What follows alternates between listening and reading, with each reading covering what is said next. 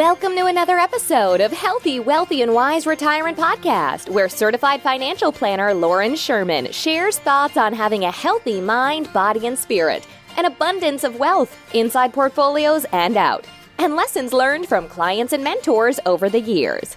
Hello, everyone. As always, I am your humble host, Lauren Sherman. Today, we're asking the question, are we stuck in the 1990s? Let's start with a story. Cindy first met her advisor through an introduction from a friend. She thought the advisor was nice enough and there was a local office right in town for convenience. In fact, Cindy was living in Texas at the time and thought she may eventually move closer to her kids in Iowa, especially if she became a grandparent. She was assured that an office was available in nearly every town in Iowa, so the transition would be no problem at all. Over the years, Cindy met with her advisor about once or twice a year to review their progress. A few trades were executed each month, investments generally went up, and overall, she didn't have anything to complain about. However, when Cindy was approaching retirement, she decided to attend a seminar event to hear if anything else should be on her radar. She figured it would probably just be another sales pitch, but was hoping to learn a bit, and if nothing else, she'd have a nice dinner with her friend who was also attending. Instead, this seminar was more educational in nature and discussed 7 deadly sins of financial planners. I wish I could take credit for this, as the name alone was sure to draw a crowd, or perhaps scare everyone away, but alas, this was not my seminar. I will share this advisor's 7 deadly sins list with you, but first, let's take a trip down memory lane. If we turn the clock back just a few decades ago, you may remember the local stockbroker was your only access to investing in the market. Trades were expensive and information was slow moving. You couldn't just hop on the internet for a quick quote, and there were no cable news stations dedicated to around-the-clock updates. In fact, newspapers were the most popular method for keeping tabs on where your stock was at. Outside from just having access to the market, stockbrokers could also help by purchasing a handful of stocks and bonds to diversify your investments. Later, mutual funds comprised of hundreds of stocks and bonds became more prevalent, making diversification much easier. The average investor could ask their stockbroker to simply purchase a couple of funds and they were all set. Brokerage firms made up for the lack of trading by quoting both the buying and selling price of a security, receiving a cut as the middleman for both parties.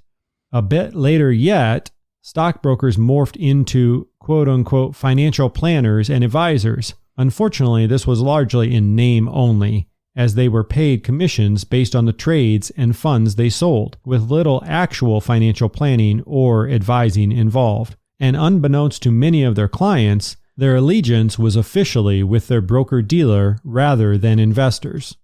Simply put, if you were sold something that wasn't a good fit, you could complain about it, but in return would likely receive a shrug and a buyer beware warning. Back to present day. As we jump back to present day, much has improved.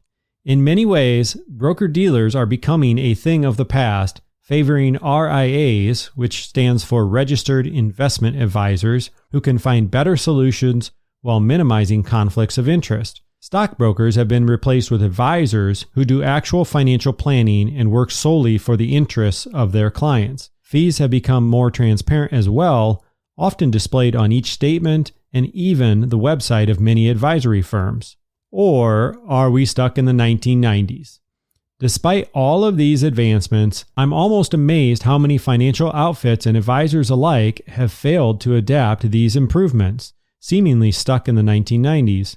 Merrill, Morgan, Jones, and so on, all common names where retirees place their trust in their assets, often without realizing, first, how much they're paying, second, whether or not their advisor legally has their best interest, or third, whether they're getting any value beyond simply investment management. We cover the first of these two in more depth on our website, which you'll find linked in the show notes. As promised, here are the 7 deadly sins from the booklet Cindy brought to our meeting, and I think you'll find each sin falls into one of 2 categories, either lacking value or lacking transparency. Sin number 1. If your advisor only does investment management, they aren't doing enough. Sin number 2. If your advisor doesn't discuss your fees, they're hiding something. Sin number 3. If your advisor doesn't discuss planning ideas, they don't have any. Sin number 4. If your advisor doesn't specialize in a niche, they know a little about a lot. Sin number 5.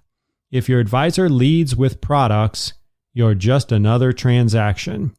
Sin number 6. If your advisor isn't a fiduciary, you're getting a sales pitch instead of advice. Finally, sin number 7.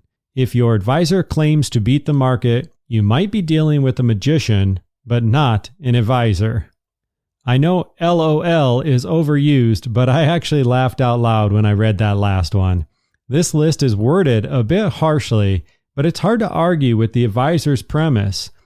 Just like this advisor's 7 deadly sins list, the reason we posed the question, are we stuck in the 1990s, is to shine a bright light on these issues and increase awareness.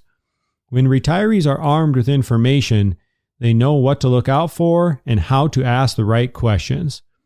We can urge the industry and advisors alike to change, but I'm not confident that will happen until retirees start demanding better of them.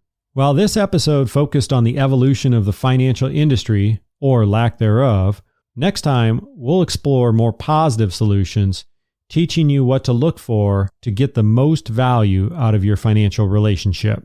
After all, you can keep your corduroy pants, classic cars, and even your mullet if you want, but nobody needs an advisor stuck in the past. That's all for today. We will be back in 2 weeks to chat more. Until then, check out the show notes for any links to resources we discussed on the show, or head on over to integrityguidance.com if you'd like to meet our team and learn more.